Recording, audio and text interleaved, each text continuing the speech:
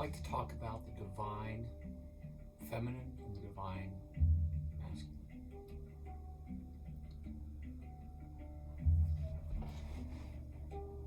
The Gnostics, and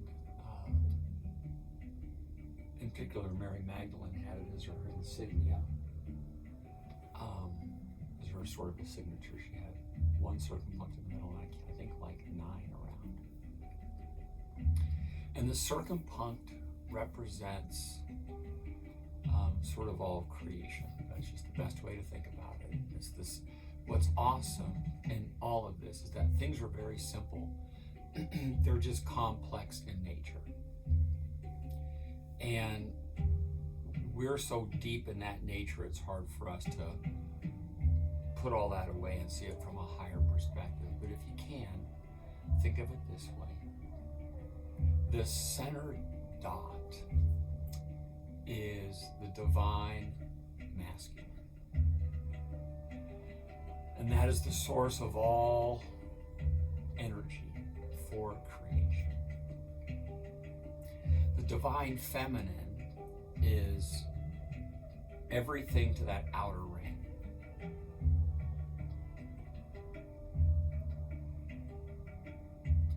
The divine masculine emits energy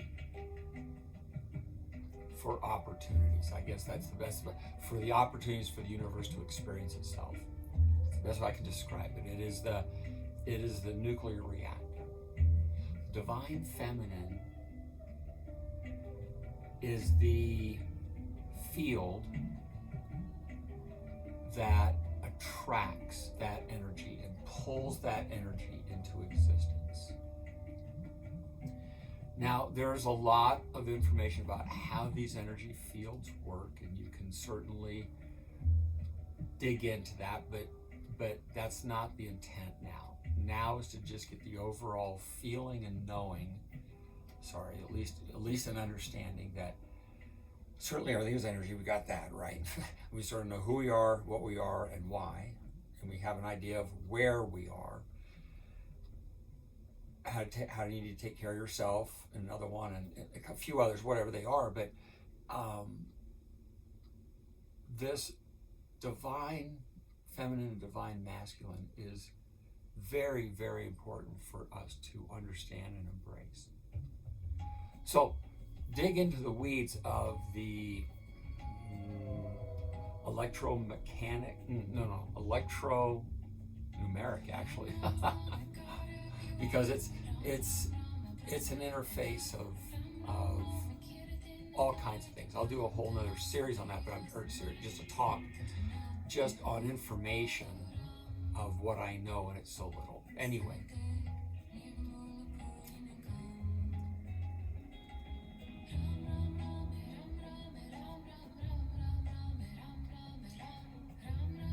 it's just important to get the sense of the center emitting this energy that's just, it goes. Now it changes, right, as it moves through quote unquote space and time.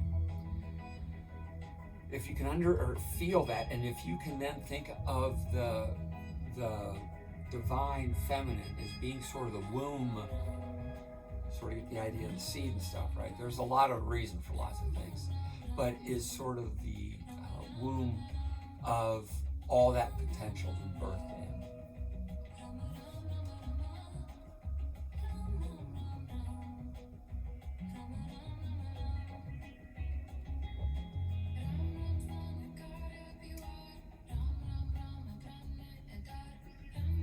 If you think about where we are, we've talked about that. Wouldn't probably one of your greatest fears would be to have the creative side of the universe? What was missing here in the first was Sophia and her light. So isn't it interesting how we are so pulled into one direction? Now that's changed, but I promise you this: if anything of power, of course, you know how things work. It's all still the same stuff. So truly we don't have the divine feminine ones here charting the territories as they should be, but they will be. So never fear about that. That's not what this is about.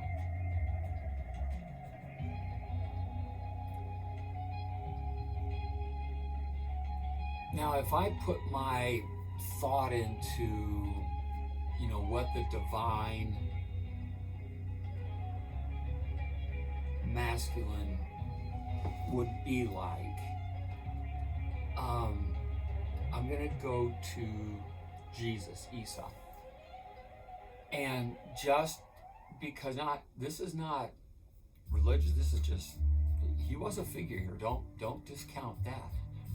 It's just what's been truth and not, right? So he didn't come here to die for sins. That was not it. Came here to teach us how to go from inside out, just like Mary Magdalene. So if I put Jesus as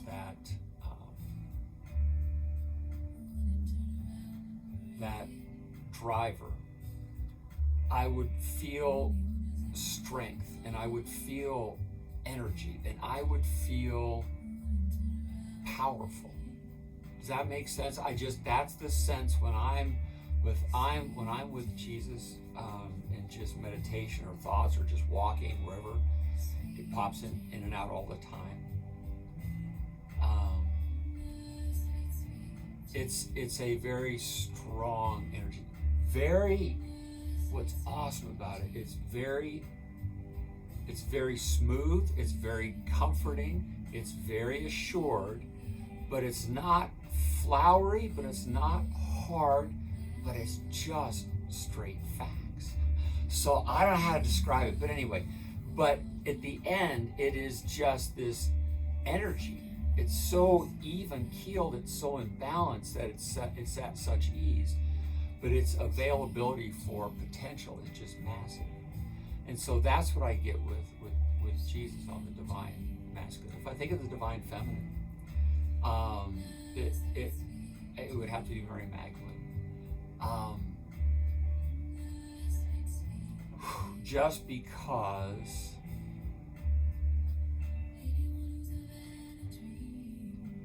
of her will to persevere through everything, knowing what she was doing was creating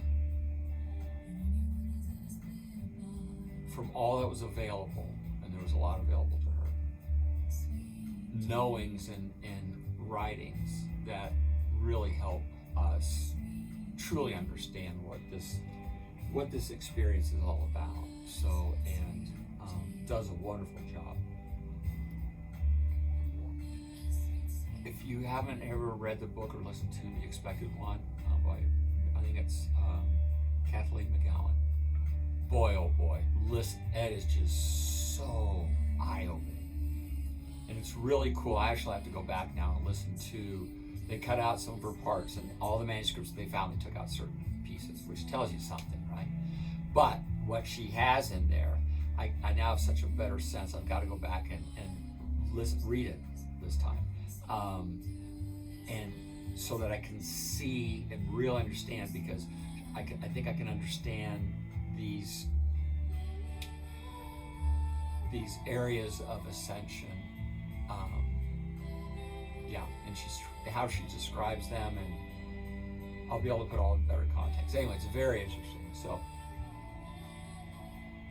but she is the one I think of as, I think of her in Jenny's told me before, Queen Mary, and I think of her as Queen. She's definitely, without a doubt. So that to me is the king and queen of this realm. Now, had their relationship, had he continued to live and their relationship flourished, maybe it does in a different timeline, she would become the queen. She would be the one establishing what goes on.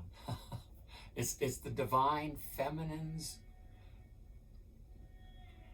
quote unquote job to spread its wings and to create. Spreads its wings and it creates. It holds everything. divine masculine is there to support in whatever way is necessary.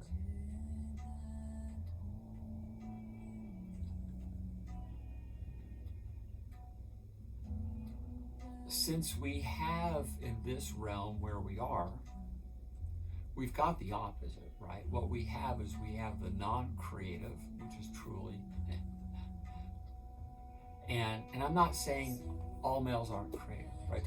Listen, I drum, I make all kinds of stuff. You should see the stuff I do. So that's not what I'm talking about. I'm talking about there's a different energy with birthing. Does that make sense? That men don't have, but females do, because of their birthing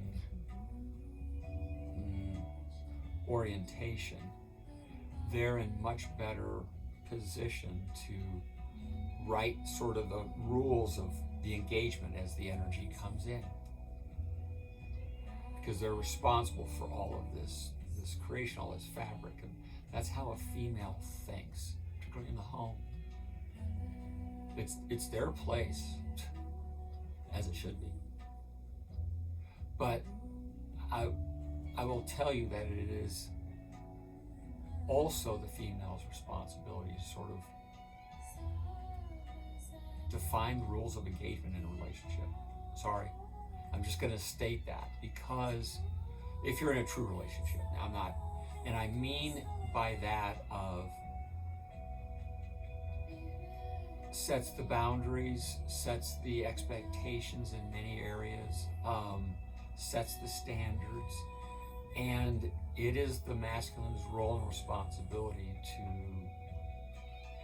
help that divine feminine grow through a safe place, but be able to grow her wings to whatever now can expand, beyond the normal stuff, and what can she blossom into.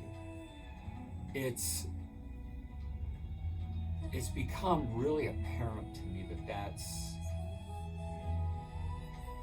that's the best metaphor that I can come up with, is that the true nature of the divine feminine is this creative flame that just you can't interfere with. If you don't interfere and you just support, that the outcomes, yes, the outcomes of all the inputs is a different path, completely different path than where we're on, which makes sense. So anyway, you can see why they withhold the divine feminine coming in, but it's, again, if I can say it to me, it's like I'm providing for those ones that are in my tribe. I'm providing and will do whatever I can for them to spread their wings. Now, they have mates in their relationship, but I promise you that I understand each of these three at a different level, different frequency. It has nothing to do with the normal stuff. Does that make sense? It's sort of outside this linear time and space into just sort of a general knowing. And they would probably all attest, although not Deanna as much, but Jenny and Zoe certainly would attest that things just come at certain right times because it's outside of this time and space.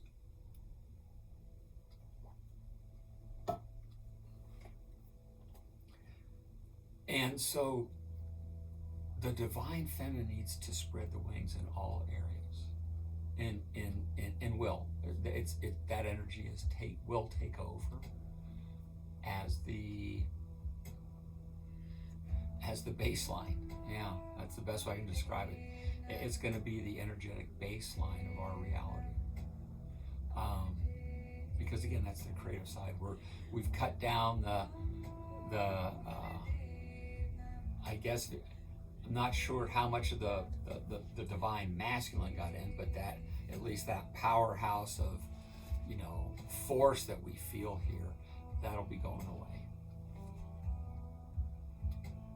So from the divine feminine standpoint, it's getting in touch with your nature and stop limiting yourself, stop comparing to others. It's not about others, it's all about you. All about each individual. So you just have to be you, whatever that means. And I promise you, when you are your you will attract other yous. It's when you're not your you, you're always seeking to fill things in. So always be your you, and you'll at least be level, and maybe even a little bit positive, but not very much negative. For the divine masculine, boy, I don't know how to. It is for the 3 that I have in my tribe, and I told Jen this one time. I said, all I have is really 3. She goes, count yourself lucky. So, and I didn't tell her all of this. I just said, in my tribe, and she said, count yourself lucky, and she's very true. And then the 2 dogs, and I know you say canine's a dog. If Bubbles would still be here, he'd be one as well. But it's interesting, these are all 5 females. And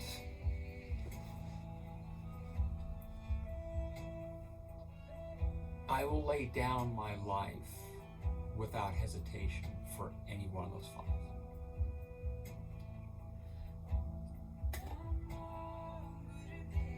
Yep.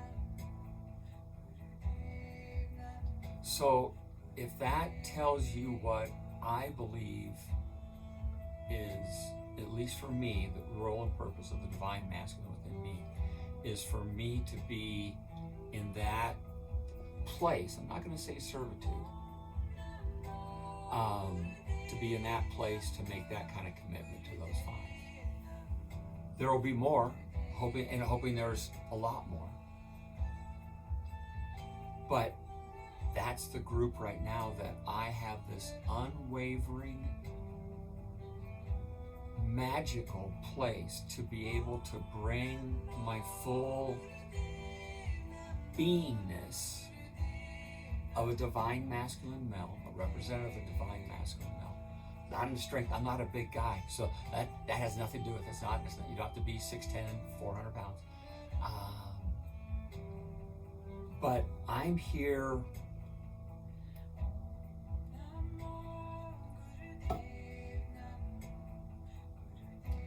to first and foremost be my unique spirit, right? That I've got to hang on to that, and I'm getting a pretty good idea of what that is. And it's pretty screwy, but it's a lot of fun. I can promise you, it is a lot of fun to be in my head. Oh, it's a kick in the pants. But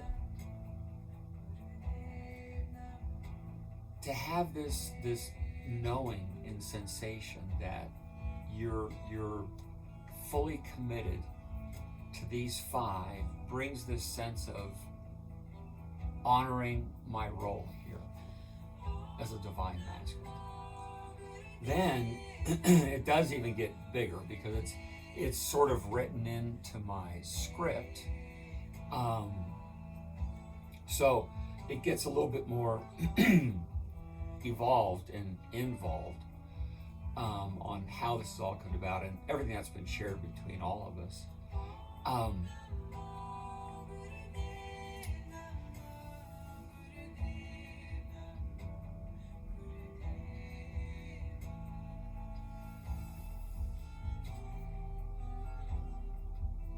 And the best way I can describe that amount of dedication as a divine masculine that I hope you have for your divine ones in your space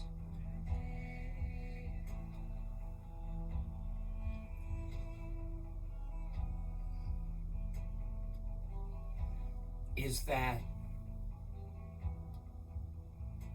they just know that you will take care of them in need at any time, any place, or in excitement of, or maybe potential desire of,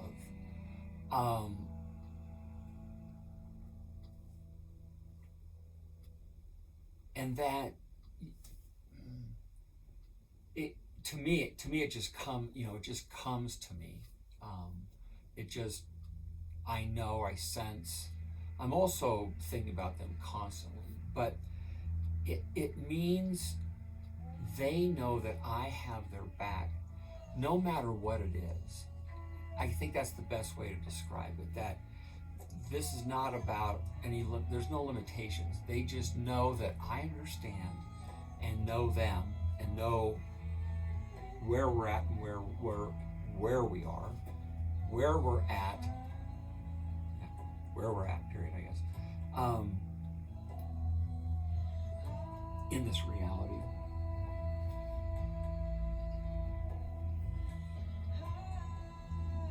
And so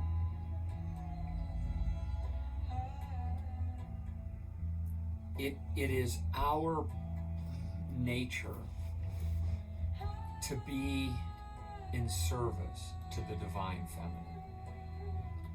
It truly is. I'm just telling you, it truly, truly is. The more that I am in fulfillment of that nature, the brighter I get, and the more open I get, and the more broad I get to bring more in. Does that make sense? It's not a limiting thing. And the goal is to be that way with every being, right? I'd lay my life down for you. So that's where I'd like to get to with every life. But I'm very fortunate to have 5 now. So that's my sort of little bit on the divine masculine and the divine feminine. We're moving to a place where the divine feminine will be the backdrop, the backstop again.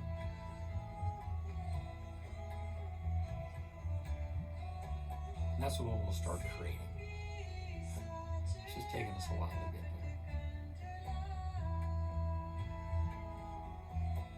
there. Anyway, peace.